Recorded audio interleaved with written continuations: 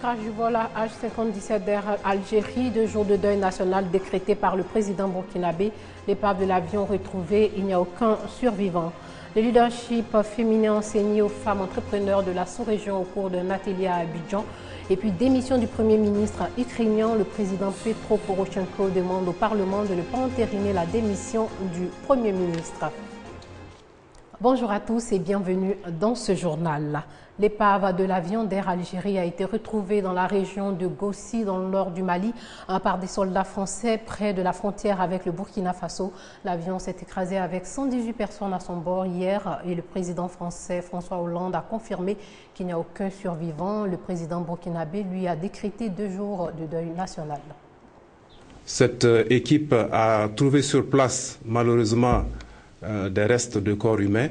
Nous n'avons pas pu évaluer exactement ce qu'il en est. Cette équipe, en tout cas, nous a confirmé qu'elle a vu l'avion, elle a vu l'épave de l'avion complètement calcinée et complètement éparpillée sur le terrain. Un détachement militaire français a été envoyé sur le lieu du crash près de Gossi, situé près de la frontière du Burkina Faso.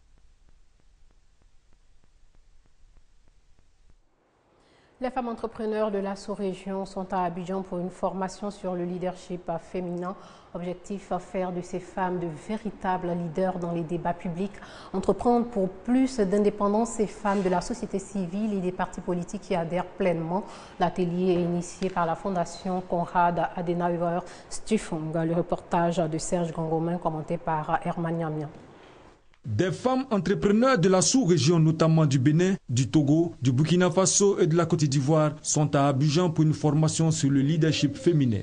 Cet atelier est une occasion pour elles d'échanger et de savoir ce qu'est un leader. Une femme leader, c'est une femme imposante, travailleuse. C'est une femme qui peut se prendre en charge. Voilà, c'est une femme qui peut se tenir elle-même et tous ceux qui sont autour d'elle.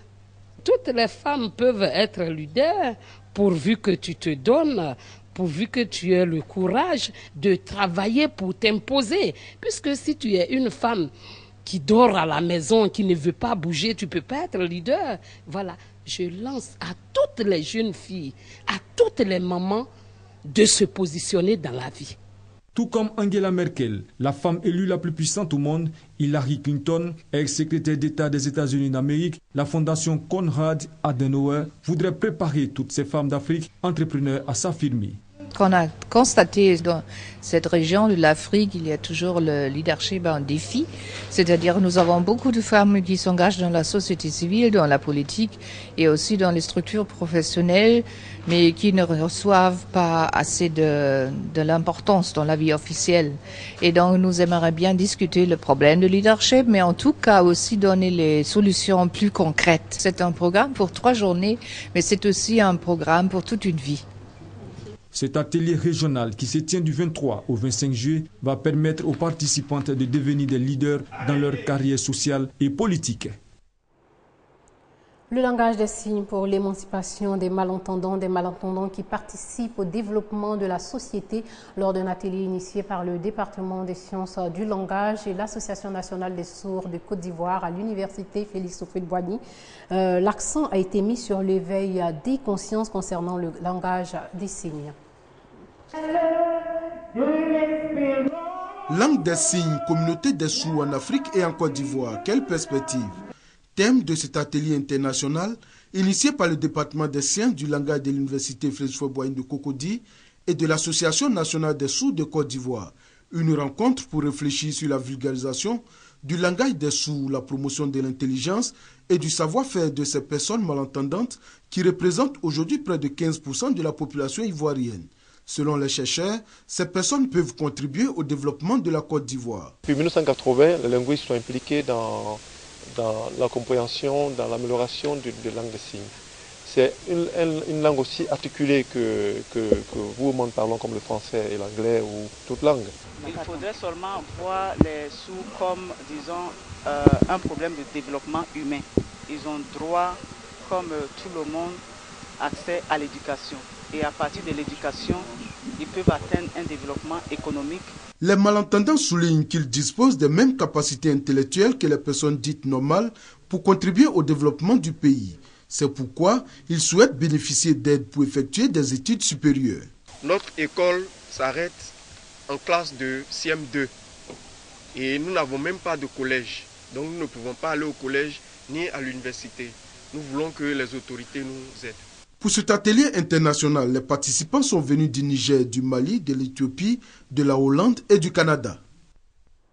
Sachez que des milliers de Ghanéens vêtus de rouge et de noir ont manifesté hier à Accra et dans les 10 capitales régionales du pays. Ils protestent contre les difficultés économiques. Le gouvernement ghanéen se dit disposé à désamorcer la crise. L'Organisation mondiale de la santé exhorte les États d'Afrique de l'Ouest à renforcer les actions transfrontalières contre la fièvre Ebola. Selon l'OMS, un cas suspect vient d'être enregistré dans un village du Libéria frontalier à la Côte d'Ivoire. C'est une course contre la mort à l'hôpital de Kenema. L'est de la Sierra Leone est la zone où le virus Ebola progresse le plus ces dernières semaines. Cette fièvre hémorragique, apparue en mars en Guinée, a traversé la frontière. Près de 400 cas déjà recensés en Sierra Leone. La moitié des malades en sont morts et ce n'est qu'un début, s'alarme l'Organisation mondiale de la santé. Il y a vraiment urgence. Nous sommes déjà en grande difficulté. Nous combattons déjà quelque chose d'énorme. Et ça deviendra encore pire si on ne nous donne pas plus de moyens. Ebola n'épargne personne. Un médecin de cet hôpital vient d'être infecté après avoir soigné les patients sans relâche. 3 infirmières ont succombé.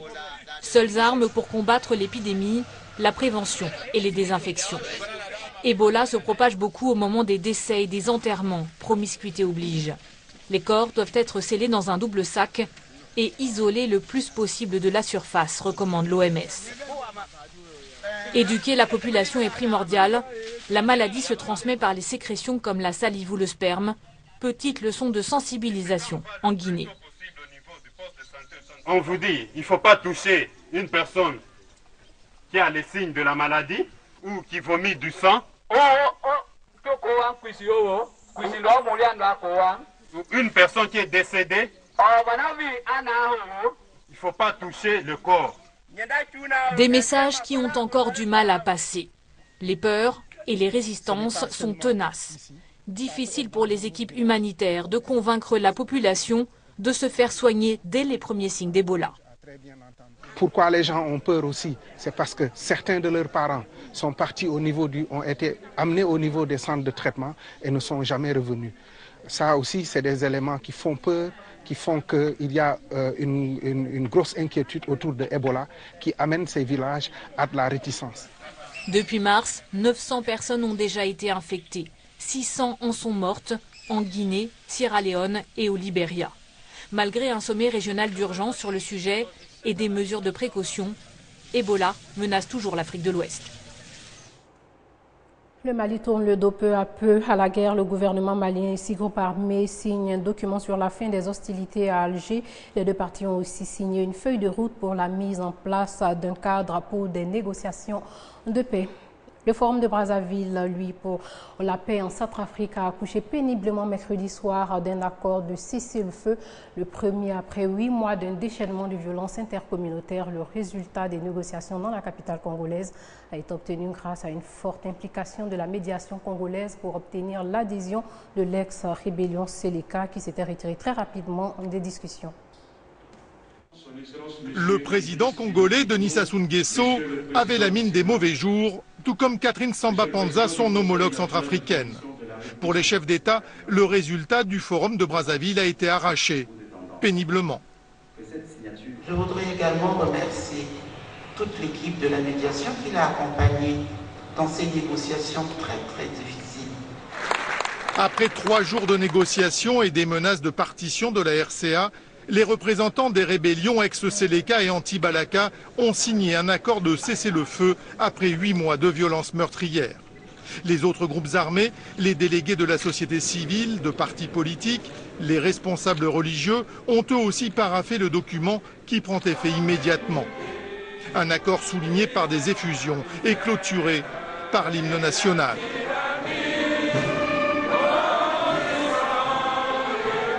Derrière l'émotion, reste l'application concrète de cet accord par des rébellions hétérogènes.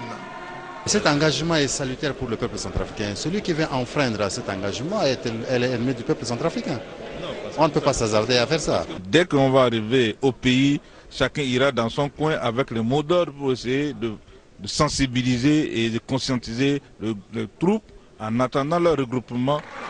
Le cantonnement des rebelles, leur désarmement, l'ouverture d'un processus de normalisation politique, toutes ces questions qui devaient être tranchées lors du forum de Brazzaville ont été repoussées à plus tard. Le Premier ministre ukrainien a annoncé sa démission. Il dénonce la dissolution de la coalition gouvernementale au Parlement. Le président ukrainien Petro Porochenko a demandé au Parlement de ne pas entériner la démission du Premier ministre et de son gouvernement. Il a réclamé un vote et également demandé aux députés d'examiner les lois permettant de renflouer le budget qui n'ont pas été votées hier, ce qui a été l'une des raisons avancées par le Premier ministre pour justifier sa démission. Dans l'attente d'un vote au Parlement, le gouvernement a nommé le vice-premier ministre chargé des régions, un premier ministre par intérim.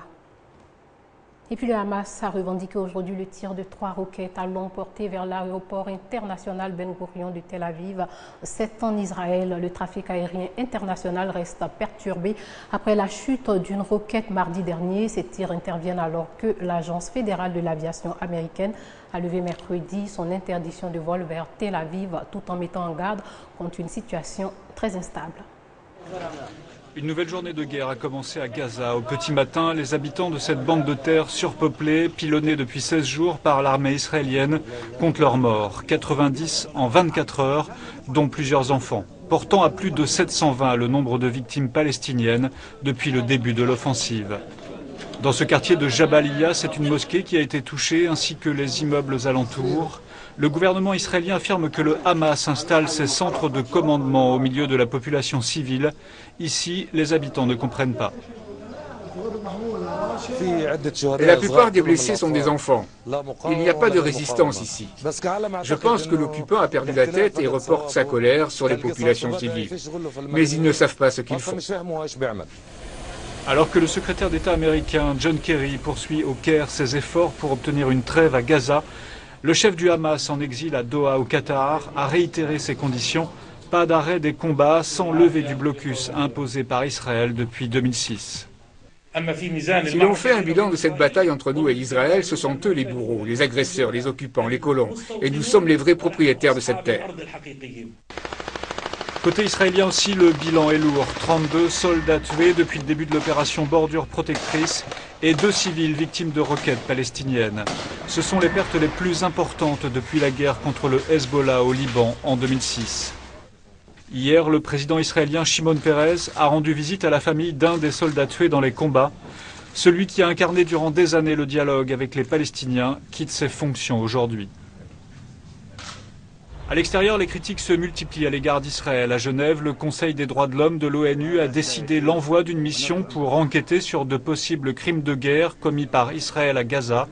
Elle a également dénoncé les attaques aveugles du Hamas sur les zones civiles en Israël. Avant de nous dire au revoir, sachez que l'épave de l'avion d'Air Algérie a été retrouvée dans la région de Gossi, dans le nord du Mali, par des soldats français près de la frontière avec le Burkina Faso. L'avion s'est écrasé avec 118 personnes à son bord hier.